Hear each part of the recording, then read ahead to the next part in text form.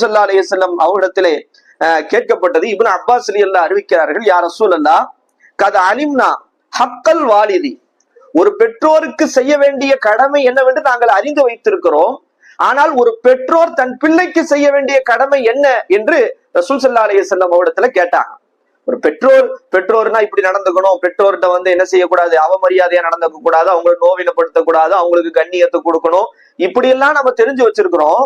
ஆனால் ஒரு பெற்றோர் பிள்ளைக்கு செய்ய வேண்டிய கடமை என்ன யா ரசூலல்லாஹ், அல்லாஹ்வின் தூதரே என்று கேட்டார்கள். ரசூல் ஸல்லல்லாஹு அலைஹி வஸல்லம் 3 விஷயம் சொன்னாங்க. இன்னைக்கு இந்த 3 விஷயமே இல்லாம இருக்கு. ரொம்ப அற்புதமான 3 விஷயத்தை சொன்னாங்க ரசூலுல்லாஹ். ஒரு பெற்றோர் தன் பிள்ளைக்கு செய்ய வேண்டிய கடமை 3 என்று சொன்னார்கள்.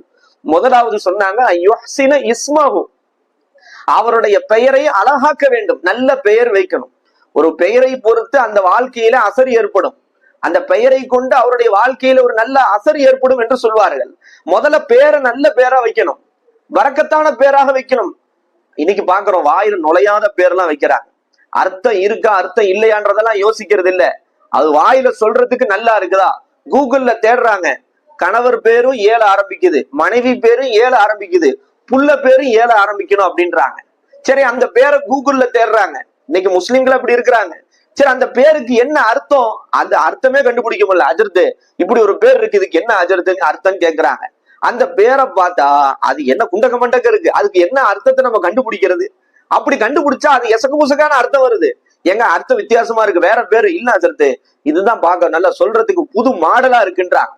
அப்ப ரசூல் ஸல்லல்லாஹு அலைஹி வஸல்லம் ஒரு பெற்றோர் தன் பிள்ளைக்கு செய்ய வேண்டிய முதல் கடமையை அந்த பெயரை அழகுபடுத்த வேண்டும்.